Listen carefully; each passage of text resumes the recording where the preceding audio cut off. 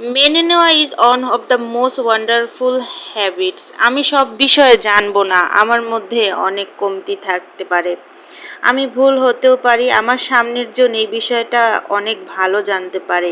এই জিনিসগুলো মেনে নেওয়া এই পৃথিবীর সবচেয়ে সুন্দরতম অভ্যাস। আমি নিজে শতভাগ পারফেক্ট হতে পারবো না, এই বিষয়টা যারা মেনে নেয় তারা এই পৃথিবীর সবচেয়ে কমফোর্টেবল মানুষ।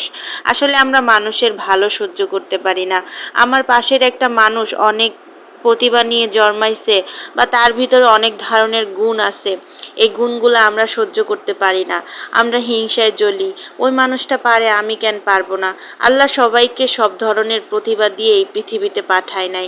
হয়তো আমার ভিতরে যেই প্রতিভা আছে তার ভিতরে সেই প্রতিভা নেই, বা সে যেটা পারে আমি সেটা নাই পারতে পারি, আমার ভিতরে সেই বিষয়ে কমতি থাকতেই পারে। তবে এই জিনিসগুলো আমরা অনেক সময় মানুষরা বা মেয়েরা মেনে নিতে পারি না। সে পারলো, আমি কেন পারবো না? অবশ্যই পারতেই হবে। এই বিষয়গুলো নিয়েই আমরা অনেকটা পিছিয়ে পড়ি। তো আসসালামু আলাইকুম, আমি আলিফের আম্মুর পেজ থেকে ছোট্ট একটি ব্লগ ভিডিও শেয়ার করতেছি।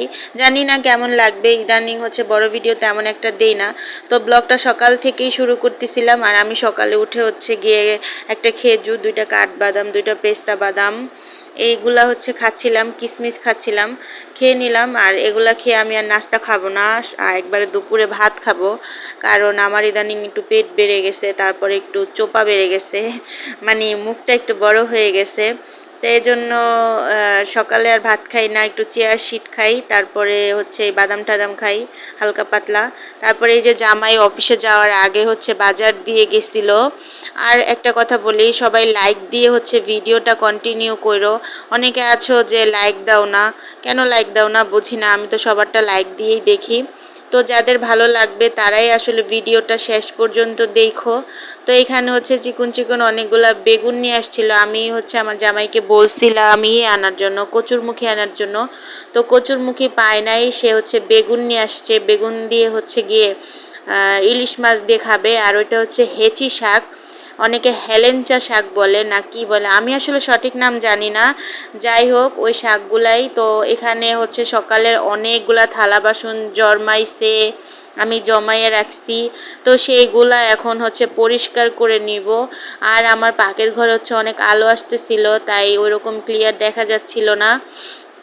তো সব থালা বাসনগুলাকে আমি হচ্ছে সুন্দর করে ক্লিন করে নিব। ক্লিন করে নেওয়ার পরে শাক ঠাক ওগুলা সব বেছে নিব, রান্নার জন্য তৈরি হব। আসলে আমরা মেয়েরা ওই যে রাত্রে শোয়ার আগে চিন্তা করে রাখি যে কালকে রান্না করব কি, সকালে উঠে সবাইকে কি নাস্তা খাওয়াবো, কি নাস্তা দিব, এগুলাই টেনশন করতে করতে। আর আমি ইদানিং একটু অলস হয়ে গেছি, কাজ করতে চাই না। এই যে রাত্রের থালা বাসনগুলা সব এখানে রয়ে গেছে, তো ওগুলা কোনোটাই ধোয়া হয় নাই।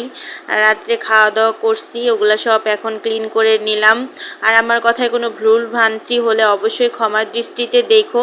আর ভিডিওটা হচ্ছে ফুল ওয়াচিং করে তারপর হচ্ছে লাইক দিয়ে কমেন্ট করো। আর যদি ভালো না লাগে তাহলে ভিডিও দেখার কোনো প্রয়োজন নাই। আমার মিষ্টি আপুরা তোমরা কেমন আছো অবশ্যই জানাইবা। আর আমি এখানে সব থালা বাসনগুলা ধুইয়া নিতেছিলাম। আসলে এখন চট্টগ্রামে একা আসছি, সব কাজ একাই করতে হয়। আগে তো বাবার বাড়িতে থাকতে কোনো কাজই করতে হতো না, এখনও অবশ্য বাবার বাড়িতে গেলে তেমন কোনো কাজই করি না, মাই সব কিছু করে করে খাওয়ায়। কিন্তু বিয়ের পরে শ্বশুর বাড়িতে তো সব কাজই করে খাইতে হয়। আর আমার পিছনের ক্যামেরাটা ভেঙে গেছে, তাই এখন হচ্ছে সামনের ক্যামেরা দিয়েই মোটামুটি যেভাবে পারি ওইভাবে ভিডিও করি। তো থালা বাসন শেষে ধোয়া শেষে আমি এগুলা সব একটু ক্লিন করে নিচ্ছিলাম, তেনাটা দিয়ে সব মুছে নিচ্ছিলাম। আসলে মুছা মাইছা পরিষ্কার টরিষ্কার করে তারপরে হচ্ছে রান্না করতে বসবো। আর যে পরিমাণ তাপমাত্রা পড়ছে কয়দিন ধরে, তো ভালো থাইকো সবাই, আল্লাহ হাফেজ, ভিডিওটা দেখে নিও।